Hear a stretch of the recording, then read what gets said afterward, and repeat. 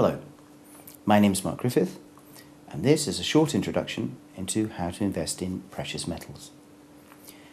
Perhaps the first thing you need to do is be aware of what the precious metals are and how not to confuse them with some other metals which can also be expensive, usually known as the strategic metals or the strategic minerals. Precious metals tend to be metals that have been used in jewellery at one time or other, like platinum, gold, silver, and some others you might not have heard of, like palladium, rhodium, ruthenium.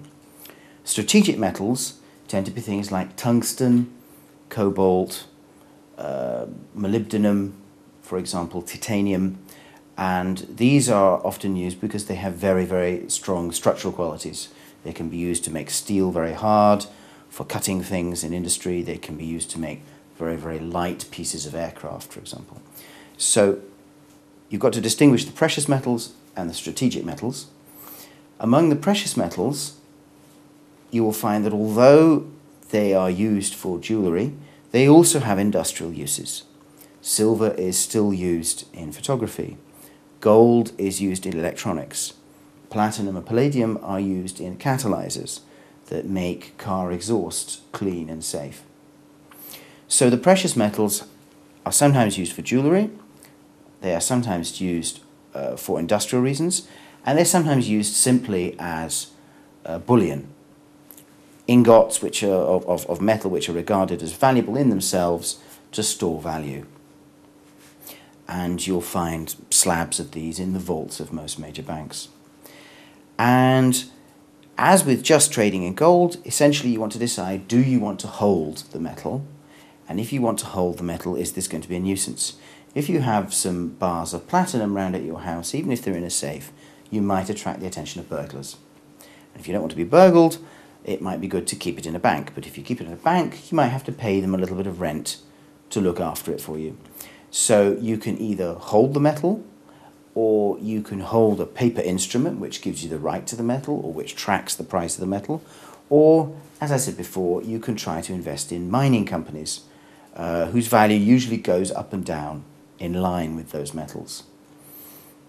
Be aware that there's a different problem with each precious metal. Silver is the most traded, so large volumes of silver are traded each year. The movements can be very fast, and it can also mean that you don't always understand why the price is moving the way it's moving.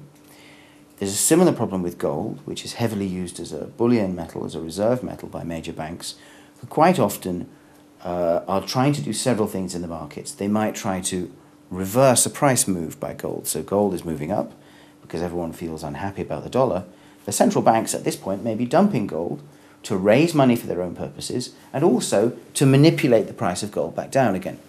So if you deal in gold and silver, you have healthy volumes, you can easily get in and out of the market, but the prices can move in unexpected ways.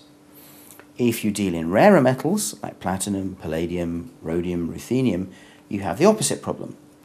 The volumes are very thin, meaning there's not much trading on any particular day, which means that you can find it difficult to get out of the market or into the market at the price you want to. If the volumes are thin, you can find yourself in a position where you're the only seller and there's nobody ready to buy off you.